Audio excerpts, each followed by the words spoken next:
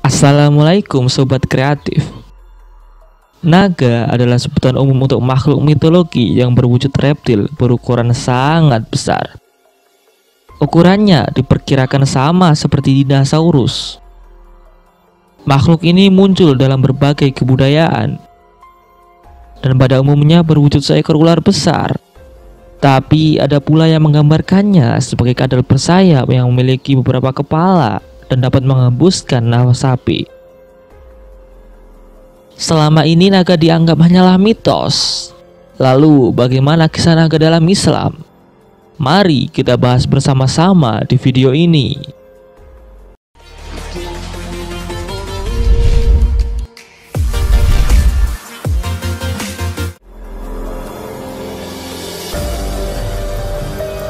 Dalam dunia Islam, ternyata kisah naga pernah ditulis oleh seorang ulama besar bernama Zakaria Al-Qaswini. Dalam kitabnya berjudul Al-Jaib Al-Makhluqat wa Gharaib Al-Mawjudat. Beberapa hadis Rasulullah SAW juga menceritakan adanya naga.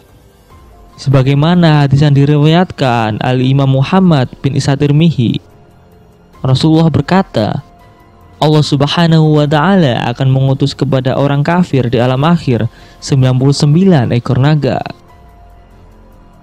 Diceritakan bahwa orang-orang kafir akan dicakar dan digigit oleh naga tersebut.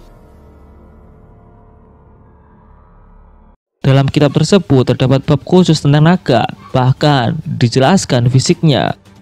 Menurut Zakaria, naga itu nyata. Naga dipercaya hampir seluruh agama dan di seluruh negeri. Selain itu, naga dianggap sebagai mitos mitologi. Namun, di beberapa kitab para ulama, naga itu hewan yang pernah ada dan hidup di bumi. Fisiknya pun diceritakan secara rinci oleh Zakaria, yakni naga merupakan sejenis ular al-hayat yang sangat besar. Naga memiliki taring dan biji matanya merah.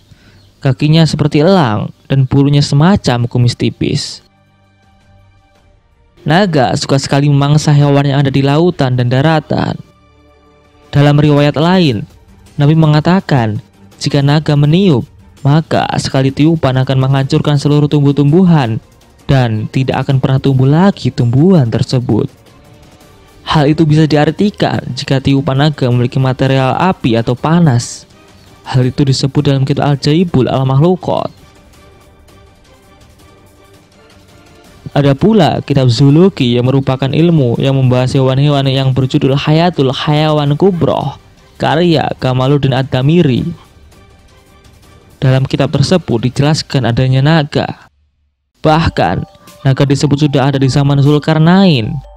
Di surat Al-Kahfi ada ayat yang menceritakan Zulkarnain melunakkan atau meleburkan besi atau timah menjadi cair untuk menutup Ya'juj dan Ma'juj. Dikatakan bahwa pembakaran atau pencairan besi itu dilakukan dengan kobaran api oleh naga. Wallahu alam. Di kitab itu pula diceritakan pada zaman Nabi Musa juga pernah muncul naga. Dikisahkan naga itu dibunuh dengan tongkat yang dimilikinya. Kala itu saat Nabi Musa menggembala kambing, rumput-rumput terbakar. Kemudian ia mencari rumput lain dan ditemukannya meski hanya tersisa sedikit. Lalu ditinggallah kambing-kambing itu oleh Musa tidur. Saat Musa tidur, tiba-tiba naga itu datang dan membakar rumput-rumput yang ada. Tongkat Musa pun secara otomatis melindunginya, hingga akhirnya terjadilah duel antara naga dan tongkat Nabi Musa, yang diakhiri dengan naga itu mati. Saat naga itu mati, Nabi Musa bangun dari tidurnya dan dilihatnya naga itu sudah mati. Dalam riwayat tersebut, naga memiliki badan panjang dan sisiknya seperti ikan. Naga itu disebut sebagai naga terakhir yang mati. Punahnya naga di zaman Nabi Musa. Di riwayat lain, naga merusak bumi dan Allah memerintahkan malaikat membawa naga untuk dilempar ke lautan terdalam. Di dalam laut, naga juga merusak laut dan memangsa ikan-ikan sehingga akhirnya Allah memerintahkan malaikat untuk membantai naga itu. Wallahu a'lam bishawab. ومن آياته خلق السماوات والأرض وما بث فيهما من دابة وهو على جمعهم إذا يشاء قدير